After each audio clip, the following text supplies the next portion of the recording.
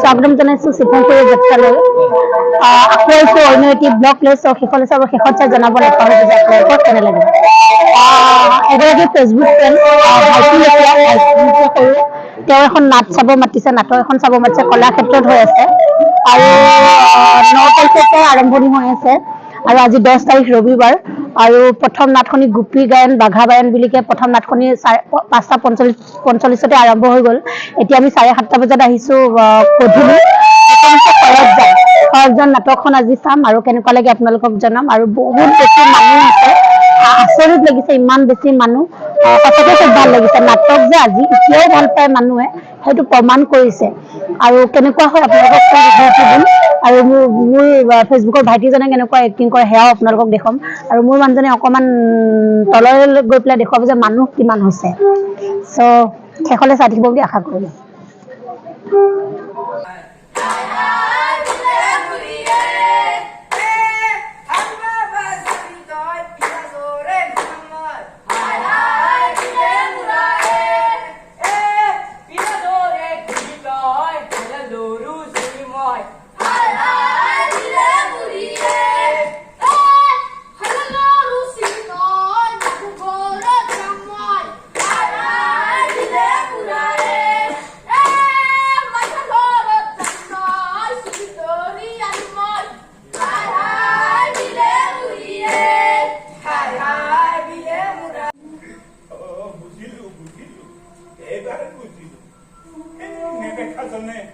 আমাৰ একতা দিলে তো এইটোৱে কাৰণ নহয় জানো এইবাৰ ঠিক বুজিছে কিন্তু মই কি কৰিম মইতো জোৰ কৰি টানি আনিব নোৱাৰো খুব বেছি হাত জোৰ কৰিব পাৰো উপবাস দিব পাৰো গোহাঁই থাপনাটো গোটেই ৰাতি মূৰ ধুৱাব পাৰো নুবুজে আমাৰ যে ঘৰৰ মানুহজনী গেন্ধেলি তাইও নুবুজে ইমানটো তাই হেৰা আমাৰ নাথাকিলে কি হব আনৰটো আছে আনবোৰকে নিজৰ বুলি কলাত মৰম কৰ কিহতেও নুবুজে তাই ছিলে বোলে কেঁচুৱাৰ অপায় হয় অমংগল হয় মই তাই সদায় কওঁ হেৰ মন নামাৰিবি মনে নহৰিলে মইতো কাই বুলি মাতিম দে মইতো কাই বুলি মাতিম মইতো সদায় সদায় আই বুলি মাতিম সদায় সদায় দুষ্টামি কৰি গৰু চৰাই আহি পদূলিৰ মুখৰ পৰা চিঞৰি মাতিম আই মই আহিছো আই অংকেলে মোক ভাত সাজ দে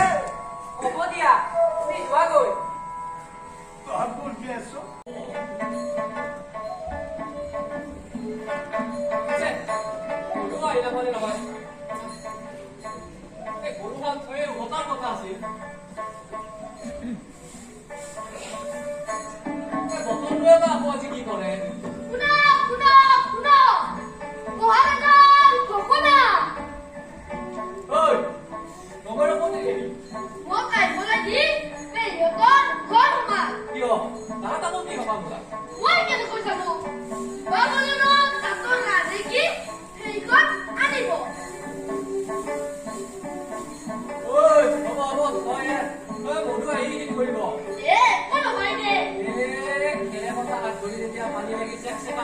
তেতিয়া মজা ওলাব হা যা কৰি দুই লগত নবৈৰ আহিলে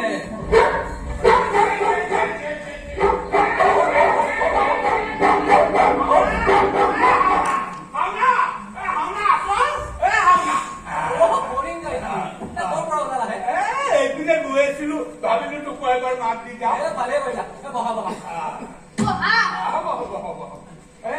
এই পুতলাটো কবলৈ মৰা নপকাই নাই নিজে নিজে ধৰিছে কথা কলে শুনিলে ভাল কৰিছে হয়নে পুতলা অমুকৰ নাম মোহন হ'ব দে কিবা এটা হলেই হ'ল এইখিনি ধান কৰিছে যা খেৰখনি নিলগাই দে যা শুনিছনে কি হ'ল হুদু ডাঙৰ কানিকৈ কবলৈ পাই এইটোকে শিকিলি নে মোৰ কিবা নাম নাই নেকি নবৈ তুমি বাবে কি গৰু গোসাঁও নমনা হ'ল তুমি আকৌ বেয়া নাপাবা নাই মই একো বেয়া নাপাওঁ আমি দুইটা ধেমালিহে কৰিছো নে কি ক হয় দিয়া মই কিন্তু শুনক পৰম কৃপাময় দয়া সাগৰ মহাৰাজৰ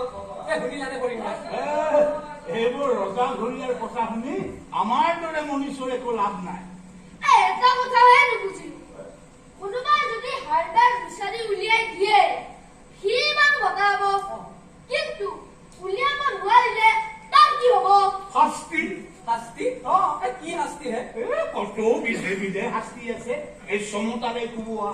চকু উলিওৱা ৰাম কুকুৰ মেলি দিয়া কুলত দিয়া ঘিলা কৰা কুমতি এৰি দিয়া কত কিমান শাস্তি আছে হৰি ইমানটো নিঠুৰ নে ৰবাচোন ৰবা এই যে নাইট কুমতি মেলা সেইটো নকওঁ কি সেইটোৱেইটো ডাঙৰ শাস্তি শুন মানুহজনক হাতে ভৰিয়ে বান্ধি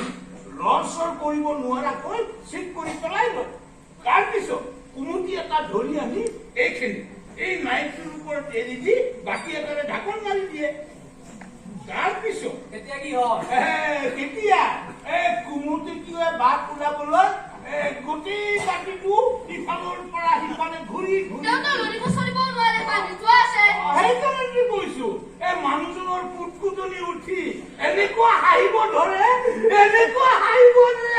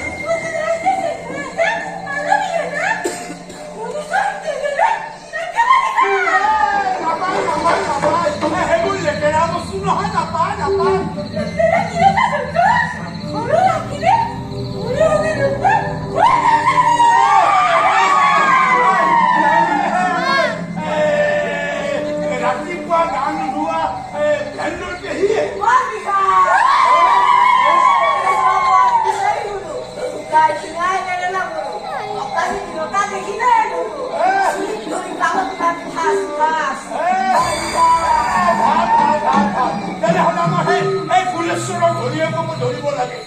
এবেলা বহিলো এগতি চাহো নিদিলে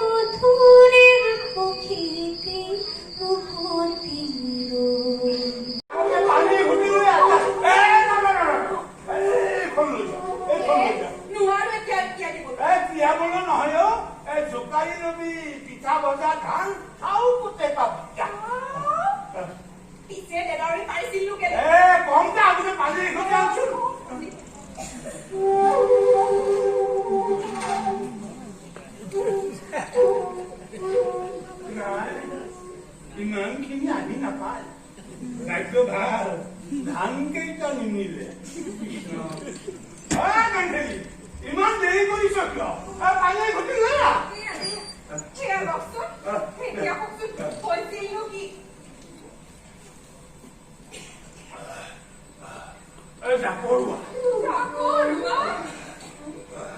জাকৰুৱা পাইছিলো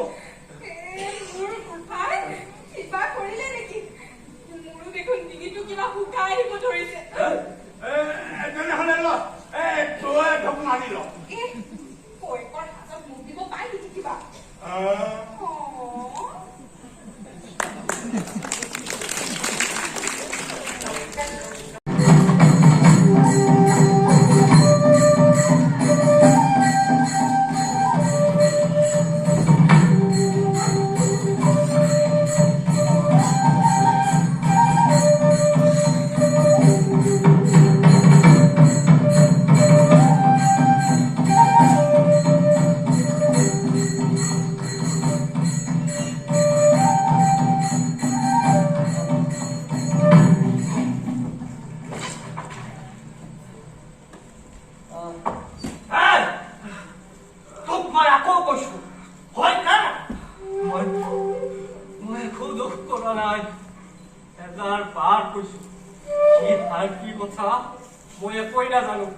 ইমান শাস্তিৰ পিছতো শিক্ষা হোৱা নাই তোৰ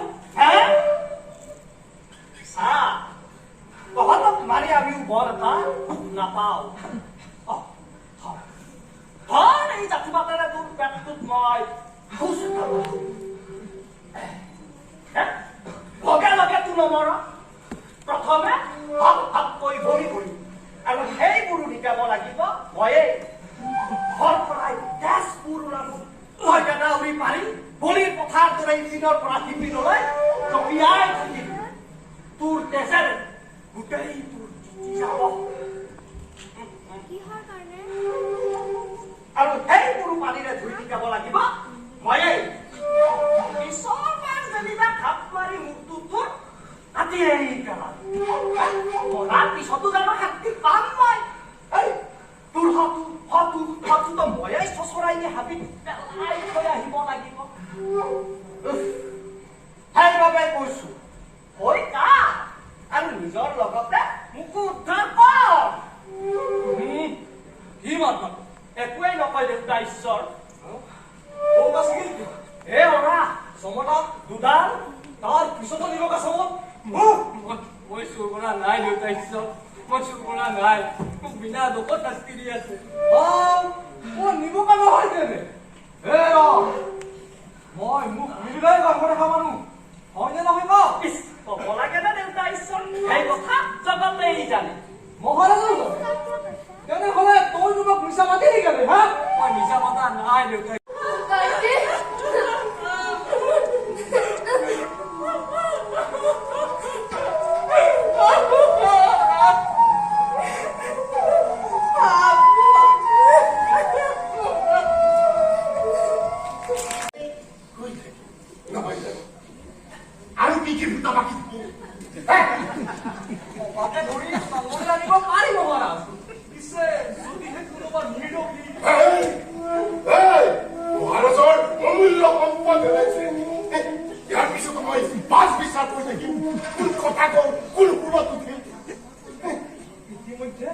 ইতিমধ্যে দুয়োজনে বিৰাট দুখতে নেহেৰিল মহাৰাজ গতিকে যদিহে অলপ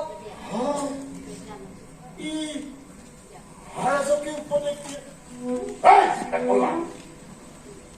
তোক বিষয়ৰ ভাব দিছো মই ইয়াৰ আগতে তই কি আছিলি এবাৰ ভালকৈ মনত পেলাই মই মহাৰাজ হাতীৰ ঘাঁহ কটা তাৰ আগতে অন্তেপুৰৰ কুঁৱৰীহঁতৰ কাপোৰ কানি ধুইছিলো মহাৰাজ এনেকৈ থাকিবি যদি কিবা হেৰ ফেৰ কৰ তোক সেই আগৰ ঠাইলৈ পঠিয়াই দহ কৰিব প্ৰথমক বিষয়ে নামাৰিব সকলো আপোনাৰ মতে হ'ব মহাৰাজ এনেকৈ চলিব মহাৰাজে হেনো এই বান্তিক মনত পেলাইছিল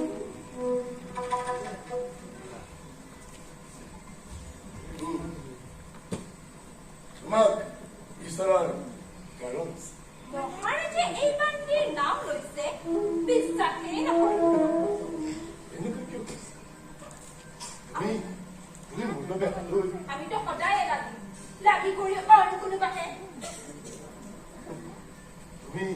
মোৰ বাবে হাতৈ আৰু তেওঁ মোৰ বাবে মাতৈ সেইখন এখন পাতৰি মাছ পিছে সোণৰ হাত সেওহে এখন পালে নহয় জানো এনেকুৱা হাত দেখোন তোমাক আগতে বহুবাৰ দিছিল এতিয়া তেওঁৰ পিছত লাগিছা কিয় এনে বেচেৰিয়ে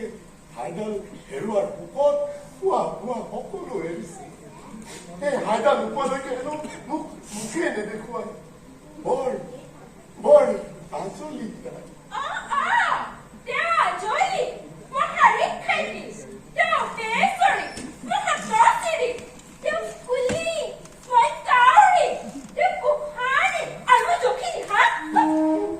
তুমি যে নিজক চিনি পাইছা তুমি বৰ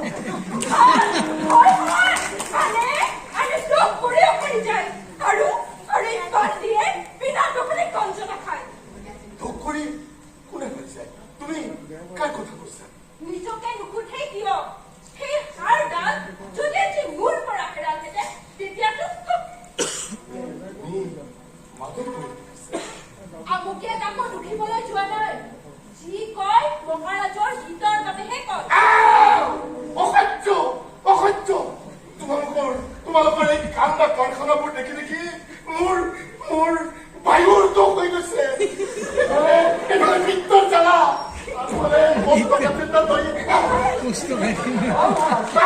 আৰু কি হ'ল সন্ধান পোৱা গৈছে তেওঁ সৰব যাওক অলপ গণনা কৰিলে তেওঁ সকলোবোৰ কৰি দিব পাৰে তেতিয়াহ'লে মুখখন মেলি কি চাই আছা যা অতিৰিক্ত এই মানুহজনক উপস্থিত কৰোৱা হ'ল সেয়াই হ'ব মহাৰাজ সৌৰভজন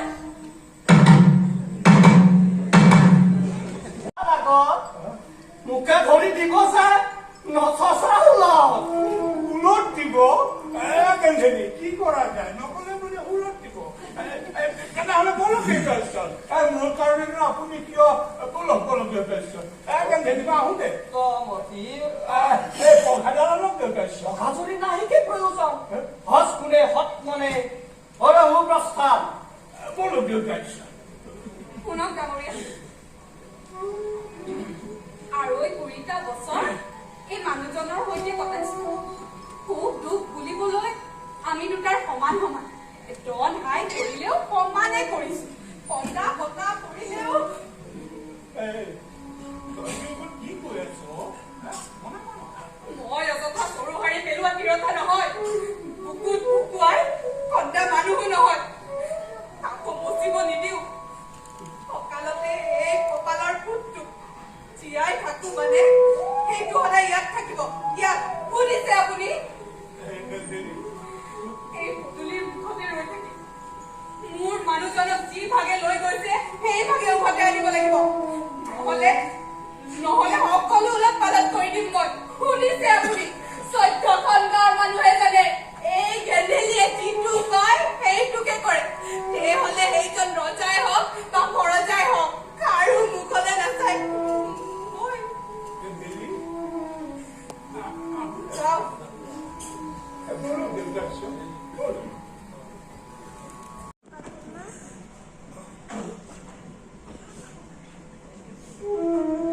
সকলো ব্যৱস্থা সম্পূৰ্ণ হৈছেনে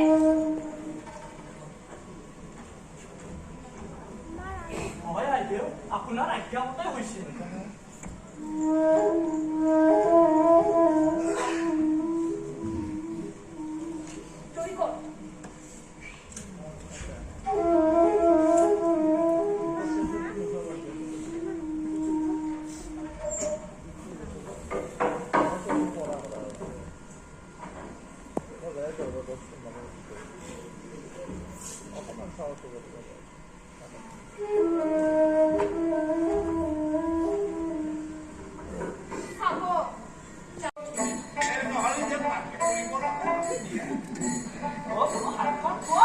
আমাৰ শৰীৰ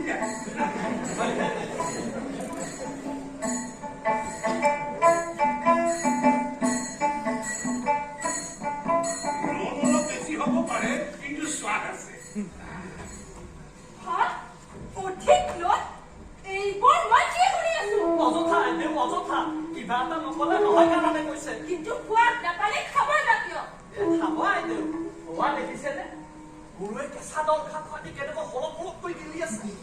একেবাৰে বকাসুৰৰ বংশ। চাব যাতে ক'তো একো বিঘিনি নঘটে। লগতে আহিলে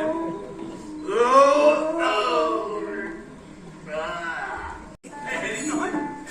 খোৱাৰ পিছত তামোল চালি এখন থাকিব লগতে হ'ব হ'ব প্ৰথমতে এইখিনি খাই অকাই লওঁ। ঠিক আছে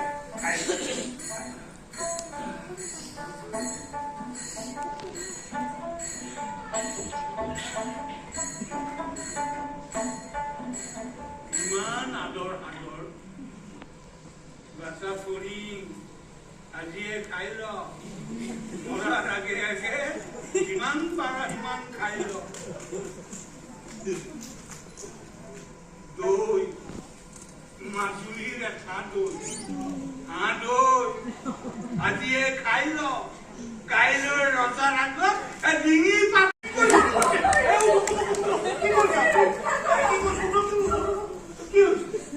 সকলো জানি আকৌ কিয় উঠিছে? আপুনি যে ক'লে হাতৈ বুলি, আচলতে সেই হাতৈ কৰি ময়ে পিছে লোভত পৰি সেই হাৰডাল ময়েই চুৰ কৰিছিলো। আপোনাৰ ভুলৰ কাৰণে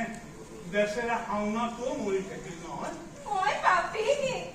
আপোনাৰ শৰণ লৈছো। মৰা বুটো মৰিয়েই থাকে, এতিয়া জীয়াটো তোমাৰ ঘৰত। কৰিবতো লাগিবই কাৰণ আপোনালোক হ'ল ৰজাৰ ঘৰীয়া কৰিবতো লাগিবই।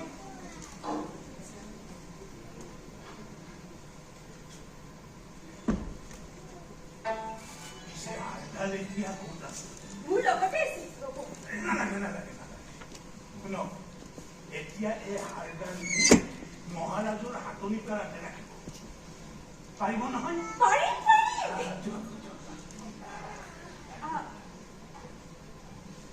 মোৰ নাম নলয়তো। নলওঁ নলওঁ নলওঁ নলওঁ এতিয়াই থৈছো ৰ'ব। যাওক গৈ যাওক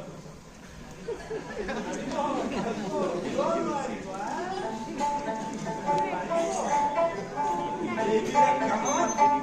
তেওঁলোক সাংঘাতিক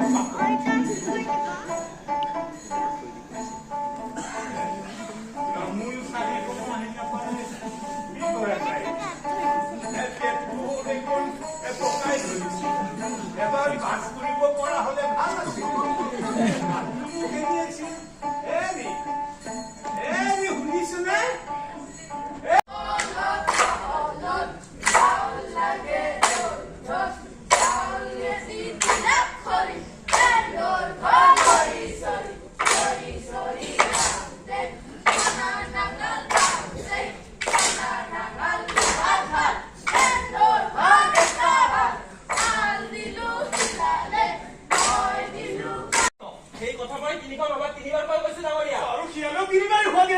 আপোনালোকৰ এই মেকুৰীৰ ফুচফুচনিবোৰ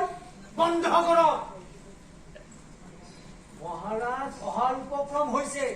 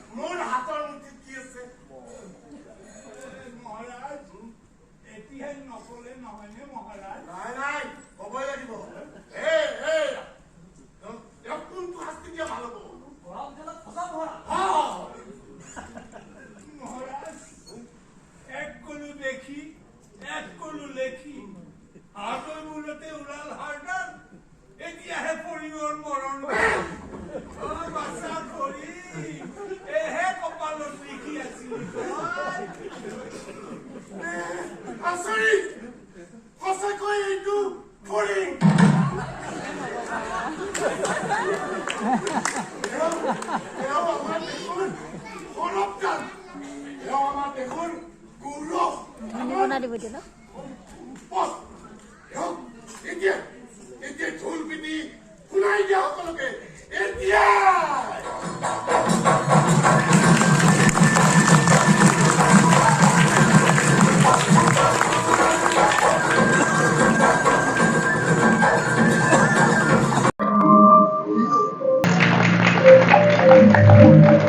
নাটকখনত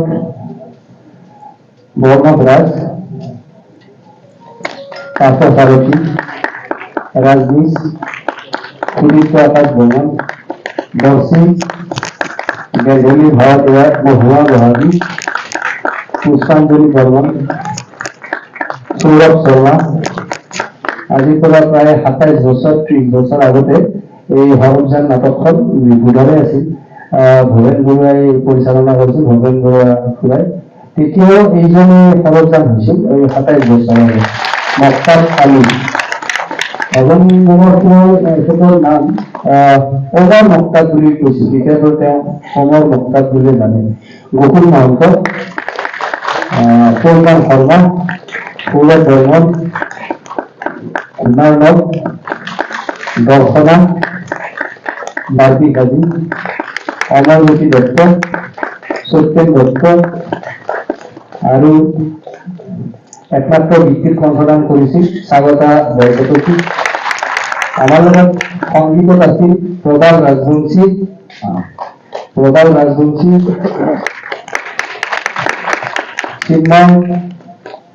চিন্ময়, ঋষিকেশ, হৃদয়,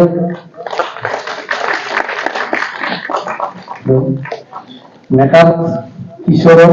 এই পাঠশালাৰ পৰা আহিছে কিশোৰ, আৰু আলোকসজ্জা ডিম্পল ওপৰতে আছে। আৰু গোটেই প্ৰযোজনাটো আৰু বহুত মানুহ থাকে জানে আপোনালোকে। জিন্তু কলিতা আৰু গোটেই প্ৰযোজনাটো চাইছিল আমাৰ ৰাজুমণি ডেকা, ৰাজুমণি ডেকা আৰু বহুত মানুহ আছে। দেৱজিৎ কাজী, এইফালে প্ৰবীৰ মেধি, ৰাজু দত্ত আৰু মানুহ আছে।